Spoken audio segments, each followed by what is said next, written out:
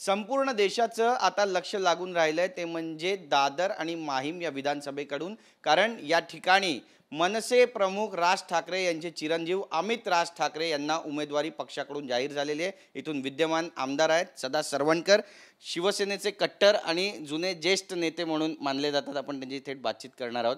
तुमची पहिली रिॲक्शन काय होती जेव्हा अमित ठाकरे यांचं नाव समोर आलं यादीमध्ये? ज्या वेळेला निवडणूक लढवायची असं माझ्या मनात आलं किंवा आमदार म्हणून मिळेल ही खात्री ज्या वेळेला वाटली, त्यावेळेला मानसिकता किंवा मनाची तयारी हीच होती, समोर उमेदवार कोणी असो, कारण गेली 10 वर्ष खास करून ह्या मतदारसंघात तुफान काम केलं, घराघरात, चाळीत चाळीत, वाडीत, इमारतीत. त्यामुळे केलेल्या कामांवरती विश्वास होता. कोण उमेदवार आहे समोर याचा काही फार मोठा फरक पडेल असं वाटत नव्हतं. म्हणजे अमित ठाकरे निवडणुकीला उभे राहिलेत याचा सदा सरवणकर यांना काहीच फरक पडणार नाही असं म्हणावं? लोकशाहीमधला प्रत्येकाचा अधिकार आहे निवडणुकीला उभं राहणं. पण ज्या वेळेला मी काम करतो आणि कामं सांगून ज्या वेळेला पुढे निवडणूक लढवायची हे ज्या वेळेला मानसिकता असते, त्यावेळेला समोर कुठलाही उमेदवार असला तरी फार मोठा फरक पडेल असं वाटत नाही. दादर माहीममधून बरेचसे मनसेचे नेते सुद्धा होते जे काम करत होते. आपण पाहिलं की संदीप देशपांडे होते, त्यांना आता वरळीतून उमेदवारी देण्यात आलेली आहे. आदित्य ठाकरे यांच्या विरोधात ते उभे ठाकलेले आहेत. असा इतर जे नेते आहेत सरदेसाई, त्यांचं देखील नाव चर्चेमध्ये होतं. त्यामुळे एक आश्चर्याचा धक्का तुम्हाला बसला जेव्हा अमित ठाकरे यांचं नाव समोर आलं. तुम्ही अपेक्षित होतं तुम्हाला अमित ठाकरेंचं नाव येणं? निवडणूक आहे आणि त्यामुळे राजसाहेब हे पक्षाचे प्रमुख आहेत.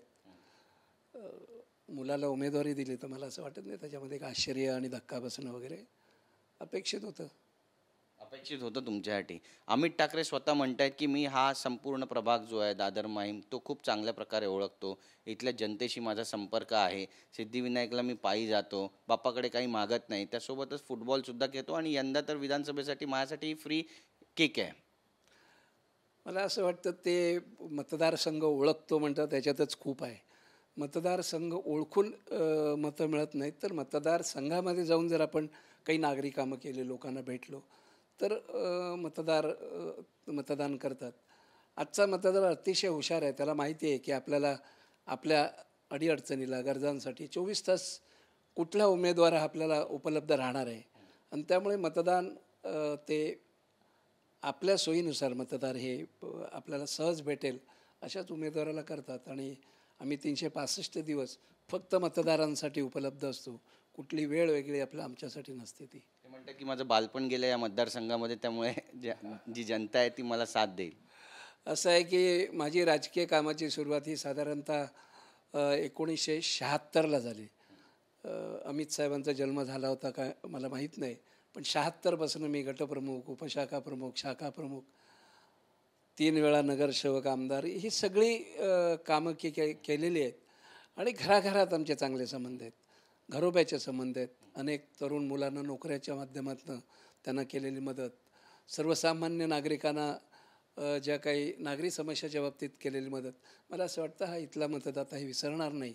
आणि खास करून ही जी केलेली कामं आहेत त्या कामांकडे निश्चित मतदान करतील. ते म्हणजे जनता तुम्ही जी कामं केली त्याला मतदान करेल असा विश्वास आहे तुम्हाला? 100% लोक आता काम बघतात, चेहरा बघत नाहीत. काम करणारा माणूस कोण, सहज भेटणारा माणूस कोण, सहज आपल्यासाठी धावणारा माणूस कोण, सहज रस्त्यावर दिसणारा कोण.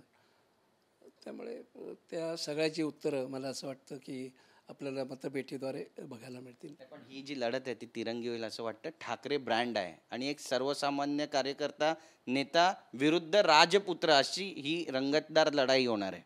छान आहे. मला असं वाटतं की तिरंगी होईल, दुरंगी होईल, पण मजेदार लढाई होईल. आणि शेवटी मी एक खेळाडू होतो, कबड्डी खेळायचो, त्यामुळे या सगळ्याचा मला चांगला अनुभव आहे. अनेक वर्ष काम केलेलं आहे मतदारसंघामध्ये, अनेक वर्ष फिरलो आहे. त्यामुळे तिरंगी चौरंगी लढतीकडे न बघता आपण आपलं जे काम आहे केलेलं ते लोकांसमोर घेऊन जावं आणि लोकांचे आशीर्वाद मागावेत मताच्या रूपाने, असं मला वाटतं. मी कबड्डी प्लेअर म्हणताय म्हणजे रेड मारायच्या पूर्ण तयारीत आहेत? हां, मी 21 वर्ष कबड्डी खेळलो आहे आणि त्यामुळे विभागातल्या सगळ्या ज्या कबड्डीच्या संस्था आहेत किंवा तरुण वर्ग आहे याच्याशी माझं अतिशय जिव्हाळ्याचं नातं आहे, कौटुंबिक नातं आहे. मला असं वाटतं त्याचाही फायदा होईल. अमित ठाकरेंना काही सल्ला देऊ इच्छिता तुम्ही? तरुण मुलं आहेत, त्यांनी राजकारणात आलं पाहिजे, सकारात्मक राजकारण खेळलं पाहिजे आणि त्याला काय आक्षेप असण्याची गरज नाही. राजसाहेबांचा मुलगा आहे आणि ठाकरे कुटुंबाशी तसे आमचे जिव्हाळ्याचे संबंध आहेत. बरं, महेश सावंत यांना पण शिवसेनेकडून उमेदवारी दिली आहे. ते देखील दावा करतायत की विजय माझा निश्चित होईल, जे मागच्या वेळी घडलं ते यावेळी होणार नाही आणि मीच विजयी होईन असा विश्वाससुद्धा ते व्यक्त करतायत. त्यामुळे ही लढाई तिरंगी आहे असं वाटतं आणि किती मोठं आव्हान आहे. जो उमेदवार निवडणुकीला उभा राहतो त्या प्रत्येकाला असं वाटतं, पण मतदारसंघात काय आपण काम केल्याचं जर आत्मपरीक्षण केलं तर त्यांचं उत्तर त्याला मिळेल. मी उत्तर द्यायची गरज नाही. मतदार तर देणारच आहेत, पण मतदारसंघातलं केलेलं काम, मतदारसंघांसाठी घेतलेले जे काही श्रम आहेत हे मतदार चांगल्या प्रमाणे ओळखतात आणि त्याचं उत्तर हे मतपेटीद्वारे मिळतं. एक वेगळी आता परंपरा तयार झाली असं म्हणावं का ठाकरे कुटुंबियांची? कारण सगळेच आता पुढची पिढी निवडणूक लढवते. बाळासाहेबांनी कधी लढवली नाही निवडणूक. बाळासाहेबांचा आदर्श घेऊन खरं आम्ही सगळे काम करतो आहे. बाळासाहेब स्वतः कुठल्याही निवडणुकीला उभं राहणार नाही अशा प्रकारचं त्यांनी बोलले होते आणि ते आचरणातसुद्धा आणलं होतं. बाकी आता त्यानंतर उद्धवसाहेबांचे चरण, जीवराजसाहेबांचे चरण हे राजकारणात आले. आपण स्वागत करायला हवं.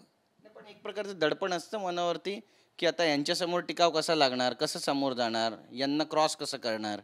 नाही, मला असं वाटतं मी समोरचा उमेदवार, समोरचा चेहरा बघून मी खरोखरच निवडणुकीसाठी उभा नाही.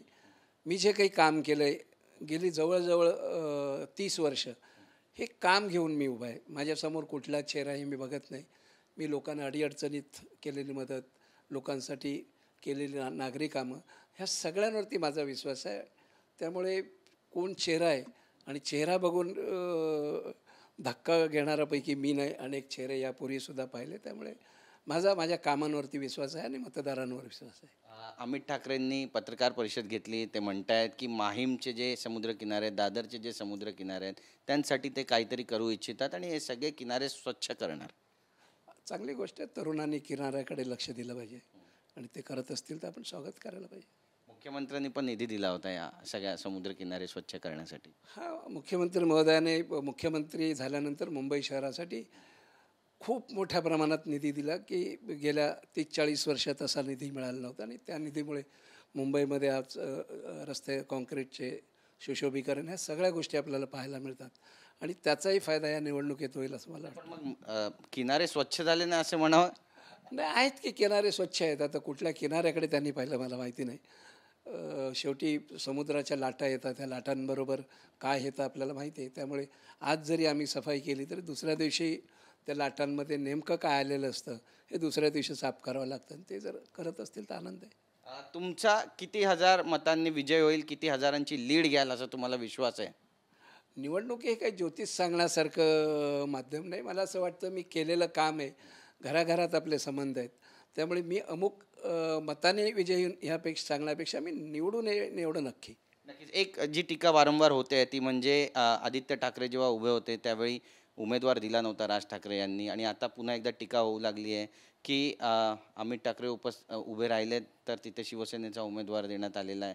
त्यामुळे बरीचशी टीका टिप्पणी करत आहेत. बाळा नांदगावकर म्हणतात की नातं जपायला पाहिजे. शेवटी ठाकरे कुटुंबाचा हा प्रश्न आहे. त्यांच्या अंतर्गत प्रश्नांवरती मी काही बोलणं त्यांनी दिला पाहिजे दिला नाही हा त्यांचा वैयक्तिक स्वातंत्र्य आहे. ते मला असं वाटतं ते त्यांनी ठरवायला पाहिजे. हे आपण त्या बाबतीत न बोललेलं बरं. धन्यवाद आमच्याशी बातचीत केल्याबद्दल आणि पुढच्या वाटचालीस खूप खूप शुभेच्छा तुम्हाला. तर आपण पाहतो या ठिकाणी आपली बेबाक मतं जी आहेत ती व्यक्त केलेली आहेत आणि मी उमेदवार पाहत नाही पण पक्षानं मला जी जबाबदारी दिली आहे ती निश्चितच पार पाडणार आणि विजय आपला निश्चित आहे असा दावा करतायत सदा सरवणकर. नेमकं या तिरंगी लढतीमध्ये कुणाचा विजय होणार, जनता कुणाला कौल देणार आहे हे पाहणं सुद्धा महत्त्वाचं ठरेल. कॅमेरा पर्सन सिद्धेश नाईकसह गिरीश गायकवाड, TV9 मराठी, मुंबई.